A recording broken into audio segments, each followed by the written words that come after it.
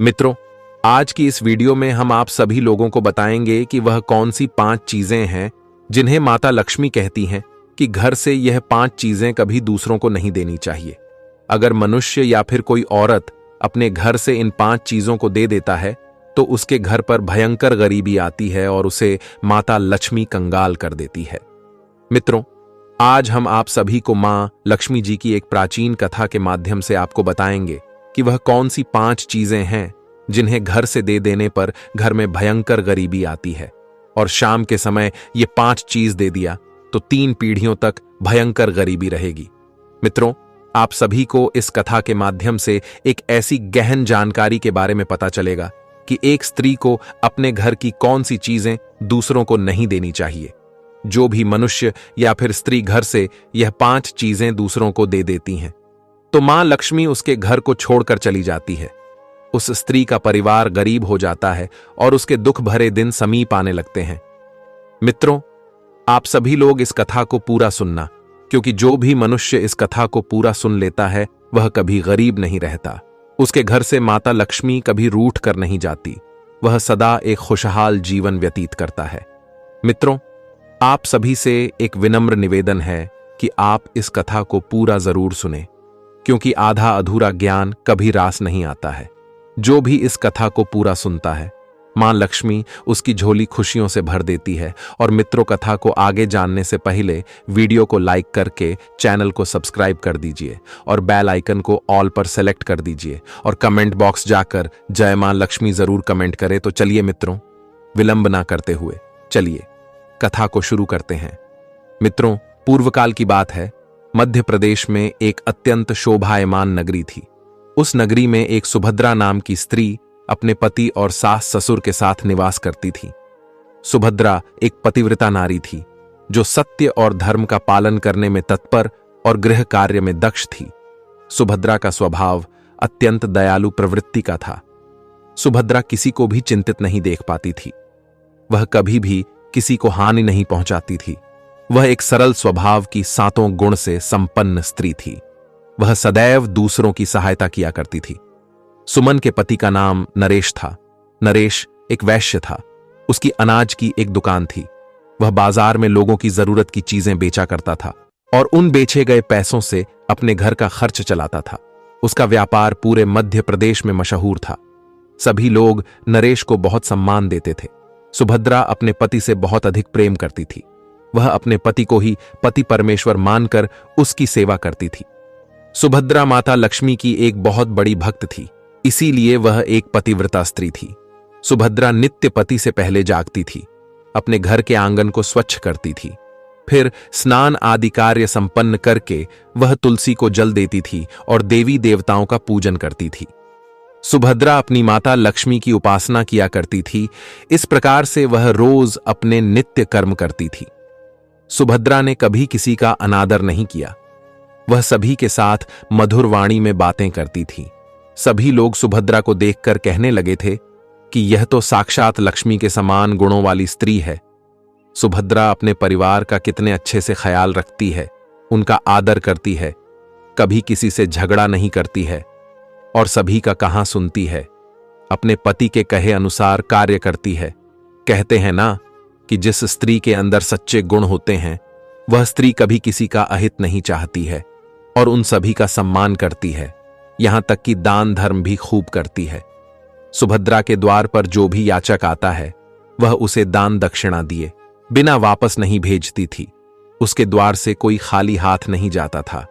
जो भी भूखा उसके द्वार पर आता तो वह उसे भरपेट भोजन करवाकर ही लौट आया करती थी, जिससे उसके द्वार पर आए हुए सभी याचक अत्यंत प्रसन्न होकर उसे आशीर्वाद देकर ही जाते थे। इतना ही नहीं, सुभद्रा अपने पड़ोसियों की भी सहायता करती थी। उसके पड़ोस में जो भी गरीब और दुखी लोग रहते थे उन्हें भी वह नित्य भोजन दिया करती थी। पड़ोसियों को जिन जिन चीजों की आवश्यकता होती थी सुमन उसे बिना विचार किए ही दे दिया करती थी, जिस कारण से सुमन के पड़ोसी भी उसका बहुत अधिक सम्मान करते थे। वे कहते थे कि यह सुभद्रा तो साक्षात देवी है। साक्षात मां अन्नपूर्णा ने ही सुभद्रा के रूप में जन्म लिया है। लोग जब भी सुभद्रा की प्रशंसा करते थे तो वे सभी उसके विषय में अच्छी बातें ही कहते। लेकिन लोगों की बातें सुनकर भी सुभद्रा अपने ने कभी घमंड नहीं किया। वह उन सभी से आदर और सम्मान के साथ ही बातें किया करती थी।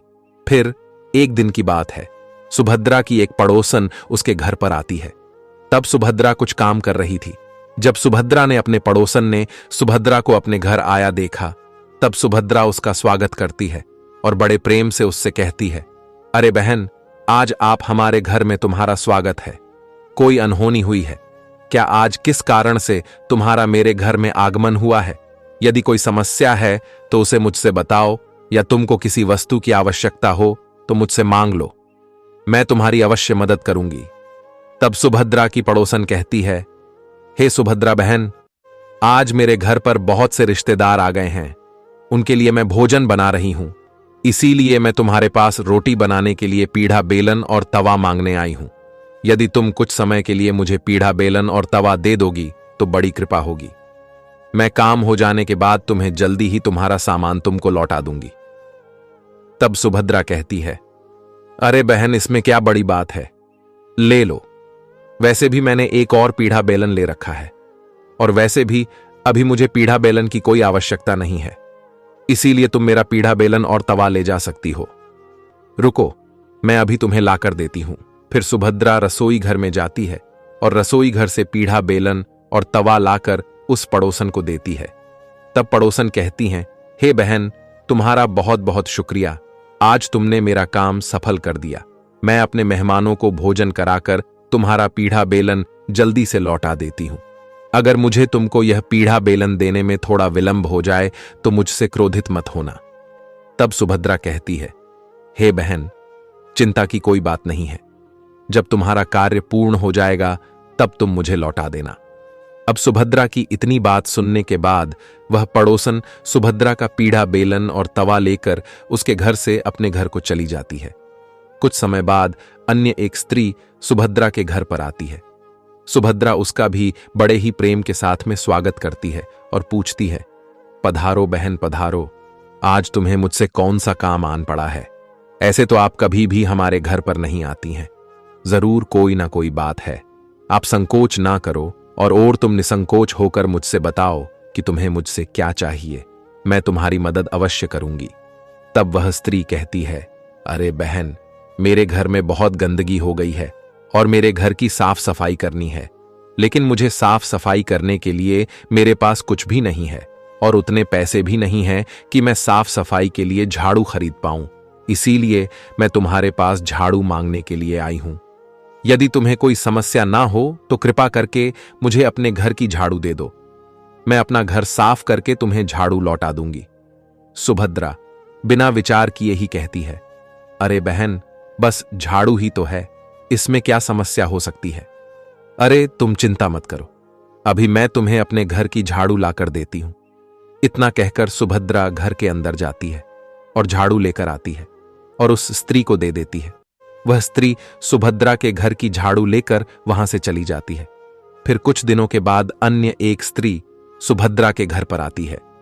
सुभद्रा उसका भी बड़े प्रेम से स्वागत करती है और सुभद्रा कहती है, अरे पधारो बहन, क्या बात है, आज मेरे घर पर आपका किस कारण से आना हुआ है? तुम्हें जो कुछ भी चाहिए तुम निसंकोच होकर कहो, मैं तुम्हारी सहायता करने का प्रयास अवश्य करूंगी। तब वह स्त्री कहती है, अरे शुभदा बहन, सुना है तुम बड़ी दयालु हो, तुम्हारे बारे में गांव का प्रत्येक मनुष्य बात करता है। मैंने उनसे ही तुम्हारे बारे में बहुत सुना है कि तुम सभी की बहुत मदद करती रहती हो। इसीलिए बहन, मैं तुम्हारे पास एक छोटी सी मदद मांगने के लिए आई हूं। तब सुभद्रा कहती, हे प्यारी बहन, आप तनिक भी संकोच मत करिए, तुम्हें जो कुछ भी चाहिए वह मुझसे मांग लो बहन। अगर तुम्हारे द्वारा मांगी गई चीज मेरे पास हुई तो मैं अवश्य ही दूंगी। यदि मेरे बस में होगा तो मैं मना नहीं करूंगी, मैं तुम्हारी सहायता अवश्य करूंगी। तब वह स्त्री कहती है, हे सुभद्रा बहन, आज मेरी बेटी को देखने के लिए लड़के वाले आ रहे हैं, इसीलिए मैं चिंता में हूं, क्योंकि मेरे पास पहनने के लिए एक भी गहना नहीं है। तो मैं अपनी बेटी को पहनने के लिए क्या दूं? उसके पास पहनने के लिए अच्छे वस्त्र भी नहीं है। इसीलिए कृपा करके मुझे आप थोड़े गहने और वस्त्र उधार में दे दीजिए, केवल एक दिन के लिए, जब लड़के वाले मेरी पुत्री को देखकर चले जाएंगे। तो मैं तुम्हारे गहने तुमको वापस लौटा दूंगी। उस पड़ोसन ने अपनी बात ऐसे करुण स्वर में कही कि बस इतनी सी बात है। अरे बहन, तुम चिंता मत करो, तुम्हारी पुत्री मेरी पुत्री की ही भांति है, उसकी सहायता मैं अवश्य करूंगी। मैं अभी तुम्हें मेरे गहने और साड़ी लेकर देती हूं, जिसे पहनकर तुम्हारी पुत्री राजकुमारी की तरह लगेगी। अब सुभद्रा जल्दी से अपने घर के अंदर जाती है और फिर वह अपने संदूकों का ताला खोलती है और कहती है, सारे गहने दे देती हूं। जब लड़की का कम हो जाएगा तब मेरे सारे गहने वापस कर देंगी। फिर वह गहने और साड़ी लेकर आती है और उस पड़ोसन को दे देती है। वह पड़ोसन प्रसन्न हो जाती है। फिर सुभद्रा के गहने और साड़ी लेकर वह से बहुत खुशी खुशी चली जाती है। अब इसी काम के चक्कर में शाम हो जाती है। तभी अचानक से अन्य एक पड़ोसन सुभद्रा के घर पर आ जाती है। सुभद्रा उसका भी बड़े प्रेम से स्वागत करती है और अपनी उस पड़ोसन से कहती है, पधारो बहन, आज किस कारण से मेरे घर पर आना हुआ? बताओ, मैं तुम्हारी किस प्रकार से सहायता कर सकती हूं? तुम्हें जो कुछ चाहिए निसंकोच होकर कहो, मैं तुम्हारी मदद जरूर करूंगी। सुभद्रा की बात सुनकर वह पड़ोसन सुभद्रा से कहती है, हे सुभद्रा बहन, तुम बड़ी ही दयालु हो और तुम सभी की सहायता करती हो, इसीलिए मैं तुम्हारे पास आई हूं। मेरा बच्चा भूखा है और मेरे पास उसे पिलाने के लिए दूध नहीं है, इसीलिए मैं तुम्हारे पास दूध मांगने के लिए आई हूं। अगर तुम मुझे अपने घर से थोड़ा सा दूध दे देती तो तुम्हारी मुझ पर बड़ी कृपा होती। तब सुभद्रा अपने उस पड़ोसन से कहती है, अरे बहन, इसमें कौन सी बड़ी बात है? लो, अभी मैं तुम्हें रसोई घर से लाकर दूध दे देती हूं। अपनी उस पड़ोसन से इतना कहकर सुभद्रा रसोई घर में जाती है और एक पात्र में थोड़ा सा दूध लेकर आती है और उस पड़ोसन को दे देती है, जिससे वह पड़ोसन प्रसन्न होकर सुभद्रा से उस दूध से भरे हुए पात्र को लेकर चली जाती है। इस प्रकार से सुभद्रा अपने सभी पड़ोसियों की सहायता करती है। उसके बाद सुभद्रा भी प्रसन्न होकर घर के कार्यों को करने में लगती है। फिर रात होते ही सुभद्रा का पति घर पर वापस लौट है। तब सुभद्रा अपने पति को प्रणाम करती है, उसकी खूब सेवा करती है और अपने पति के लिए भोजन आदि का प्रबंध करती है। उसके बाद वे दोनों भोजन आदि करके चैन से सो जाते हैं। फिर उसके दूसरे दिन जब वे दोनों जागते हैं, तभी अचानक से उनके द्वार को कोई खटखटाने लगता है। फिर सुभद्रा द्वार को खोलती है तो देखती है कि एक आदमी उसके द्वार पर खड़ा हुआ है। तब सुभद्रा उस व्यक्ति से पूछते हुए कहती है कि अरे भाई, तुम कौन हो और यूं दरवाजे को क्यों खटखटा रहे हो? सुभद्रा की बात सुनकर वह व्यक्ति उससे कहता है कि मैं आपके पति की दुकान में साथ काम करता हूं और मैं आपके पास इसलिए आया हूं कि आज मैं जब दुकान खोलने के लिए गया तब मैंने देखा दुकान का ताला टूटा हुआ है और दुकान के अंदर जाकर देखा तो दुकान का सारा धन, सारा सामान गायब था। मुझे तो लगता है कि कल रात को किसी ने आपकी दुकान लूट ली है और सारा दुकान का सारा सामान चुरा लिया है। ये बात सुनकर सुभद्रा बहुत ही भयभीत हो जाती है और दौड़ते हुए अपने पति के पास पहुंच जाती है। उसके बाद अपने पति को उठाती है। फिर वह अचानक से विलाप करने लगती है और अपने पति से विलाप करते हुए कहती है कि सुनो जी, अभी आपकी दुकान में काम करने वाला व्यक्ति आया था। वह कह रहा था कि हमारी दुकान में चोरी हो गई है, अब हमारा क्या होगा? सुभद्रा की बात सुनकर उसका पति भी भयभीत हो जाता है और बिस्तर से नीचे उतरकर भागते हुए अपनी दुकान पर पहुंच जाता है। तो वह देखता है कि सच में दुकान में रखा हुआ सारा धन और दुकान का सारा सामान किसी ने चोरी कर लिया है। यह देखकर सुभद्रा का पति बहुत दुखी हो जाता है और दुखी मन से घर वापस लौट आता है। फिर घर पहुंचकर सुभद्रा से सारी बात बता देता है, जिसे सुनकर सुभद्रा भी बहुत दुखी हो जाती है और सुभद्रा अपने पति से कहती है, हे नाथ, आप चिंतित मत होइए, क्योंकि मैंने अपने घर की तिजोरी में कुछ धन इकट्ठा कर रखा है, इसलिए हमारे घर में अभी भी बहुत सारा धन रखा हुआ है, जिससे आप फिर से कोई व्यापार कर सकते हैं। अपने पति से इतना कहकर सुभद्रा कमरे में जाती है और अपने घर की तिजोरी को खोलकर देखती है तो वह तिजोरी भी पूरी तरह से खाली थी, क्योंकि अब उसके अंदर का सारा धन किसी ने चुरा लिया था। यह देखकर सुभद्रा दुखी हो जाती है। उसे समझ में नहीं आ रहा था कि उसके साथ यह क्या हो रहा है। इतने में उसका पति भी उस कमरे में आ जाता है और तिजोरी को खाली देखकर उस पर बहुत क्रोधित हो जाता है। उसके बाद सुभद्रा से क्रोधित होकर पूछते हुए कहता है कि सुभद्रा, मुझे सच सच बताना, इस तिजोरी के अंदर का सारा धन कहां गया? तब सुभद्रा अपने पति से कहती है, हे नाथ, मैं तो घर पर ही थी और सारा धन भी इस तिजोरी में ही रखा हुआ था। पता नहीं किस चोर ने सारा धन चुरा लिया। किंतु आप शांत हो जाइए, हम कोई ना कोई उपाय करके अपना सारा धन अवश्य ढूंढ लेंगे। तब सुभद्रा का पति नरेश उससे कहता है कि यह जो तुम अपने आसपास के पड़ोसियों को घर पर बुलाकर लाती हो, उन्हें खिलाती पिलाती हो, यह उसी का फल है। मुझे तो लगता है कि हमारा धन उन्हीं में से किसी ने चुराया है। फिर सुभद्रा का पति उसे क्रोध में आकर बहुत बुरा भला कहने लगता है। इतने में ही उसकी सांस भी आ जाती है और वह अपने पुत्र से पूछते हुए कहती है, क्या हुआ? क्यों तुम दोनों इतनी जोर जोर झगड़ा कर रहे हो? तब सुभद्रा का पति नरेश अपनी मां से कहता है कि देखो ना मां जी, आपकी बहू की करतूत, इसके घर में रहते हुए तिजोरी में रखा हुआ सारा धन चोरी हो गया। अपने पुत्र की बात सुनकर सुभद्रा की सांस भी उसको खरी खोटी सुनाने लगती है और कहती है कि अरे, मेरा पुत्र ठीक ही तो कह रहा है। तू ही इन पड़ोसियों को घर की चीजें देती रहती है और बिना कुछ सोचे समझे किसी की भी सहायता कर देती है। उन्हीं में से किसी ने सारा धन चुराया होगा। घर के सभी लोग सुभद्रा को बुरा भला कहने लगते हैं। सुभद्रा को बहुत बुरा लगता है। फिर सुभद्रा अपने पति को दिलासा दिलाने लगती है और अपने पति को दिलासा दिलाते हुए कहती है कि हे स्वामी, मैंने मेरे कुछ गहने हमारी पड़ोसन को दिए हुए थे। मैं अभी उसके पास से वे गहने वापस लेकर आती हूं अपने पति से। इतना कहकर सुभद्रा अपनी उस पड़ोसन के घर पर जाती है तो वह देखती है कि उसके घर में कोई भी नहीं है और उसके घर पर ताला लगा हुआ है। यह देखकर सुभद्रा और भी ज्यादा दुखी हो जाती है। फिर सुभद्रा वहां से लौटने लगती है। तभी अचानक से उसे उस पड़ोसन के घर के पास रहने वाली एक स्त्री दिखाई है।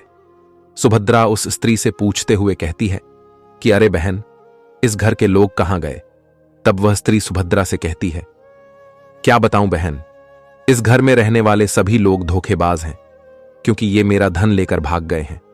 उस स्त्री की बात सुनकर सुभद्रा अपने मन में सोचने लगती है कि अब मैं क्या करूं? यह स्त्री भी मेरे गहने लेकर अपना घर छोड़कर भाग गई है। अब मेरा क्या होगा? मेरा पति मुझे अपने साथ घर में नहीं रखेगा। मेरी तो जिंदगी ही उजड़ जाएगी। यह सब सोचते हुए सुभद्रा निराश होकर वापस घर लौट आती है।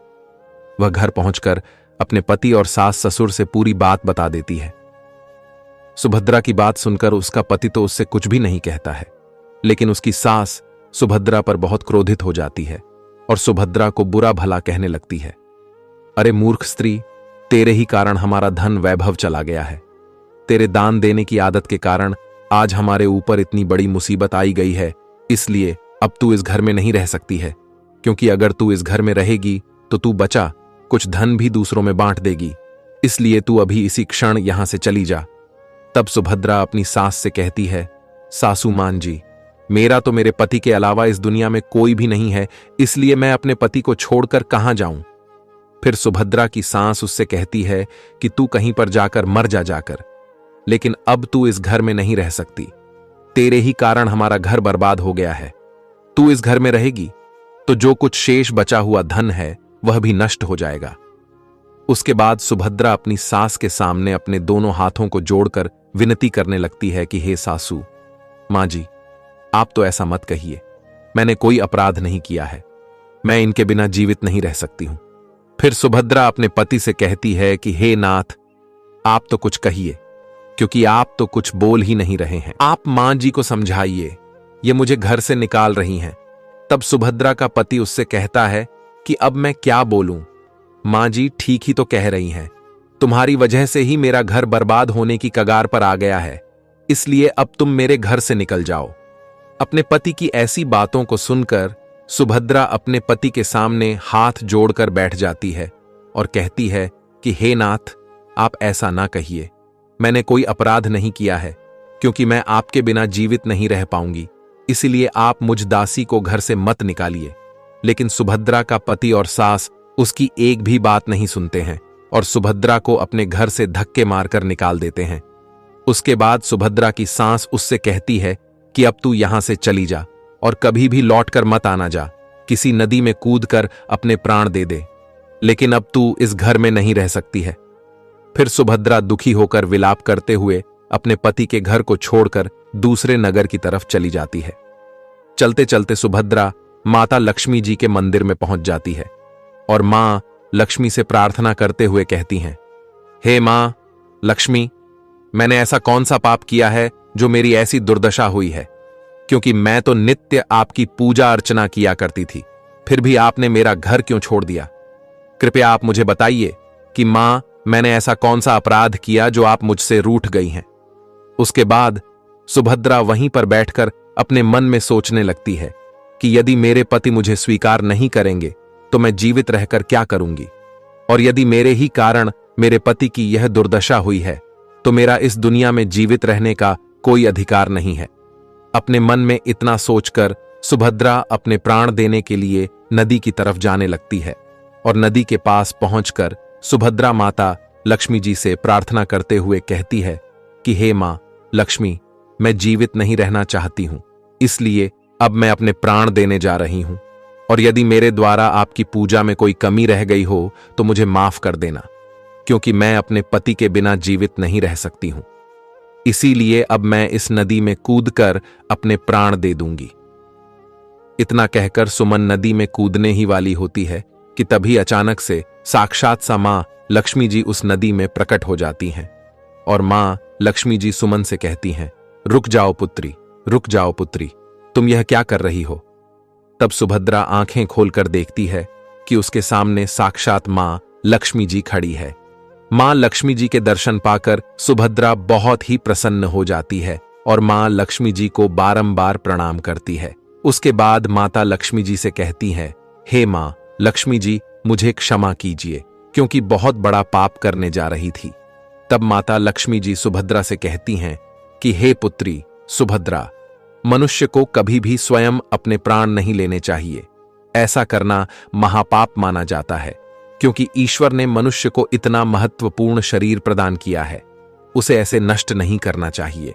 फिर सुभद्रा माता लक्ष्मी जी से कहती है कि हे मां लक्ष्मी, मैं विपत्ति से विवश होकर ऐसा कर रही हूं, क्योंकि मेरे पति ने मेरा परित्याग कर दिया है और एक स्त्री को अपने पति के घर को छोड़कर कहीं नहीं रहना चाहिए।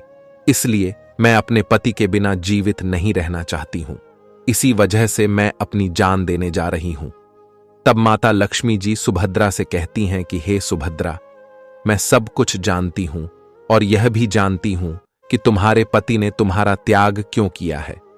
तुम्हारे साथ यह सब तुम्हारी ही भूल के कारण हुआ है। तुमने भूल कर अपने घर की कुछ ऐसी चीजों का दान किया था जिसकी वजह से मुझे तुम्हारा घर छोड़कर जाना पड़ गया था, क्योंकि जो भी स्त्री अपने घर की इन चीजों को दूसरों को दे देती है, उनके घर में मेरा वास नहीं होता है और मैं उन वस्तुओं के साथ ही उसका घर छोड़कर चली जाती हूं। हे मां लक्ष्मी जी, ऐसी वे कौन सी वस्तुएं हैं जिन्हें दूसरों को देने से आपका वास होना बंद हो जाता है? और कृपया आप मुझे बताने की कृपा करें कि मैंने ऐसी कौन सी वस्तुओं का दान किया था जिस कारण आपने मेरे घर का त्याग किया है।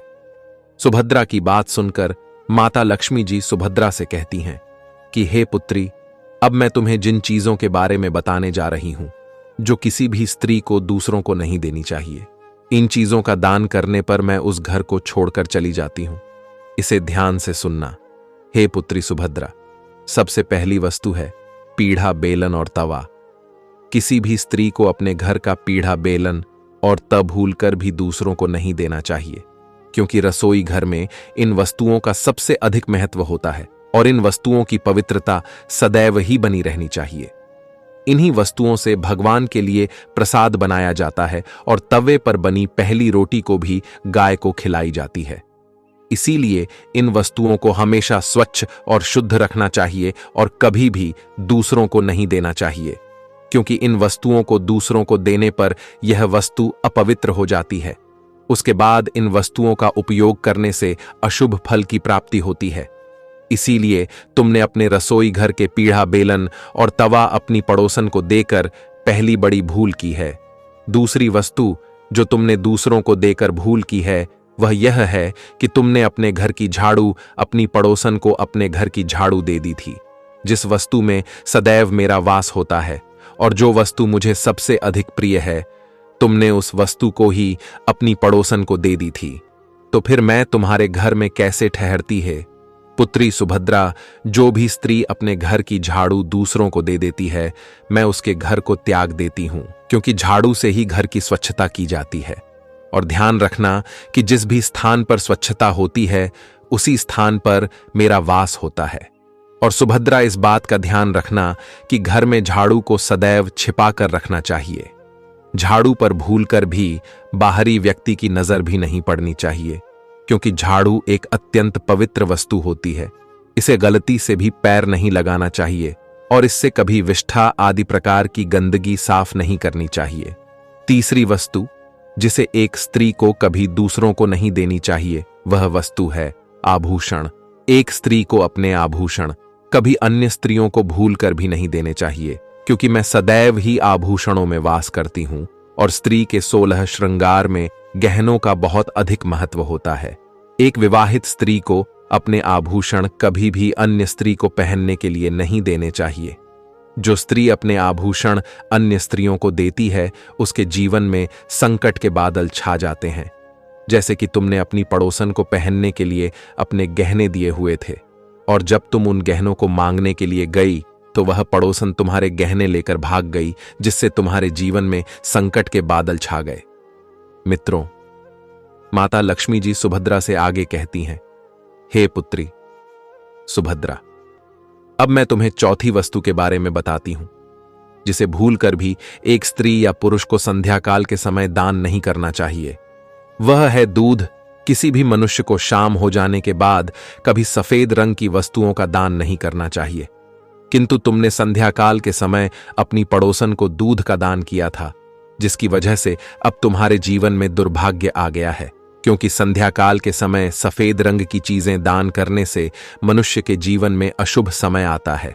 मित्रों, मां लक्ष्मी जी सुभद्रा से कहती हैं कि हे सुभद्रा, मैंने तुम्हें उन सभी वस्तुओं के बारे में बता दिया है जिनका कभी दान नहीं करना चाहिए। यह वस्तुएं कभी दूसरों को उधार में अथवा उपयोग के लिए नहीं देनी चाहिए, और तुमने इन्हीं वस्तुओं का दान किया था, जिसके कारण आज तुम्हारे जीवन में ऐसा दुर्भाग्य का समय आ गया है। हे मां लक्ष्मी जी, मुझसे बहुत बड़ी भूल हो गई, क्योंकि मुझे इन वस्तुओं के बारे में कोई जानकारी नहीं थी, इसलिए आप कृपया मुझे क्षमा कर दीजिए और अब आप मुझे प्रायश्चित करने का उपाय बताइए। फिर माता लक्ष्मी जी सुभद्रा से कहती हैं कि हे पुत्री, तुम्हें जितना प्रायश्चित करना था उसे पहले ही कर लिया है, इसीलिए अब तुम वापस अपने घर लौट जाओ। मैं अभी तुम्हें तुम्हारा संपूर्ण वैभव और धन संपत्ति लौटा देती हूं। सुभद्रा से इतना कहकर मां लक्ष्मी जी उस स्थान से अंतर्ध्यान हो जाती हैं। उसके बाद सुभद्रा भी मां लक्ष्मी जी का धन्यवाद करके वहां से अपने घर की तरफ जाने लगती है। तभी अचानक से उसने देखा कि उसका पति उसे ढूंढते हुए उसी की तरफ ही चला आ रहा होता है। उसके बाद सुभद्रा का पति उसके पास पहुंचकर उससे क्षमा मांगने लगता है और सुभद्रा से क्षमा मांगते हुए कहता है कि हे प्रिय, तुम मुझे क्षमा कर दो। मैंने तुम्हें बहुत भला बुरा कहा था। तुम तो साक्षात देवी के समान हो और मां लक्ष्मी की कृपा से हमें हमारा सारा धन वैभव वापस मिल गया है, और जिन लोगों ने हमारा धन लूटा था उन सभी लोगों ने स्वयं हमारे घर आकर हमारा धन हमें वापस लौटाया है और तुम्हारा नाम लेते हुए क्षमा भी मांगी है। अपने पति के मुख से ऐसी बातों को सुनकर सुभद्रा बहुत प्रसन्न होती है और अपने पति के साथ वापस घर लौट आती है। मित्रों, अब माता लक्ष्मी जी की कृपा से सुभद्रा के घर में फिर से सुख समृद्धि आ गई थी, और उसके बाद से सुभद्रा ने कभी भी अपने घर की यह 4 चीजें दूसरों को नहीं दी। फिर सुभद्रा अपने छोटे से परिवार में सुखपूर्वक से अपने जीवन का निर्वहन करने लगी। मित्रों, आप लोगों को भी इन 4 वस्तुओं को भूलकर भी दूसरों को नहीं देना चाहिए, क्योंकि ऐसा करने से उसके जीवन में विपत्ति आती है। और संध्या के समय घर की किसी भी वस्तु का दान नहीं करना चाहिए, और नहीं ही कोई व्यक्ति या स्त्री मांगे तो उसे साफ साफ माना कर देना चाहिए कि मैं संध्या के समय यह वस्तु नहीं दे सकती हूं। तो मित्रों, आप लोगों को यह कथा कैसी लगी, हमें कमेंट बॉक्स में अवश्य बताइएगा। और अगर आप सभी लोगों ने अभी तक हमारे चैनल को सब्सक्राइब नहीं किया है तो ऐसी ही ज्ञानवर्धक कथाओं के लिए आप सभी लोग हमारे चैनल को भी सब्सक्राइब करें और सभी वीडियो की नोटिफिकेशन के लिए नोटिफिकेशन बेल को भी अवश्य दबाएं, जिससे आपको सभी वीडियो की नोटिफिकेशन सबसे पहले मिल सके। साथ ही साथ कमेंट बॉक्स में जय श्री कृष्णा लिखना ना भूलें। तो मित्रों, वीडियो को यहां तक देखने के लिए आप सभी लोगों का दिल बहुत बहुत से धन्यवाद।